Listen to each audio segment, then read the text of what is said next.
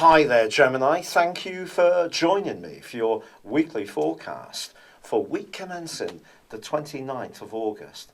Mars continues side by side with Saturn in the first half of this week. This can give you extra oomph and a desire to interact with key individuals, but be careful how you construct your arguments, because Neptune, the planet of dreams and of course of deception, continues right at the top of your horoscope.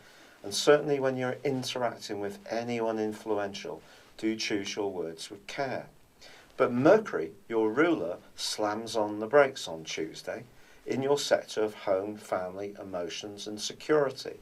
And over the next 3 weeks, these may be areas that you're going to focus your time and energies upon just that little bit more.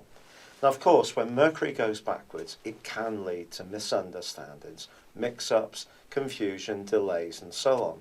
And maybe it can here, but it also reaps the potential for opportunities. So, for example, if there is someone in your clan that you've been finding it difficult to get along with, maybe there's going to be the potential for a resolution. But of course, you'd probably have to work at that, as would they.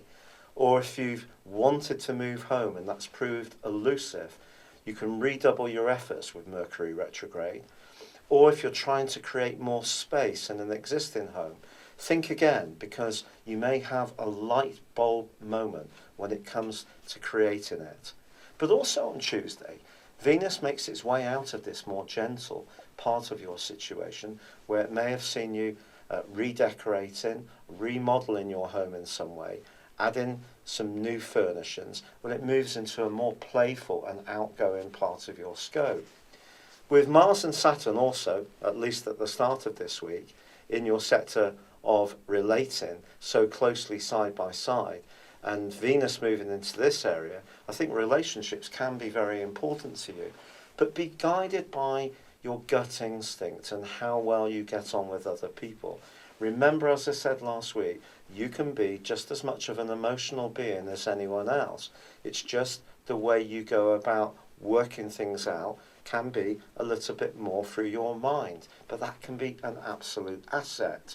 But I think if there is someone you want to get to know better, just listen to what your instincts are telling you. If your sixth sense tells you it's a good idea, keep proceeding forwards. If you get a sense that maybe you shouldn't go forwards, then listen to that. And Mars, of course, although it is going to be moving beyond the conjunction with Saturn from Wednesday onwards, it's actually going to be freer for you. So if you do want to make things happen around your love life, Mars is going to give you the go-getting vigour to make it happen. However, there is a solar eclipse which occurs on Thursday, the 1st of September. This is very complex because it's feeding into the location of Neptune and its right angle to Saturn. And I think when it comes to your home hopes, you always need to be thinking about how it influences those closest to you. So if you want to make some changes, are they happy with it?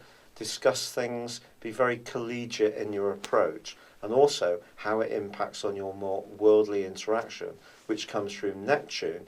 And Neptune at the moment continues to be a little bit confusing in terms of what you really want from the big picture and how you link with the world at large.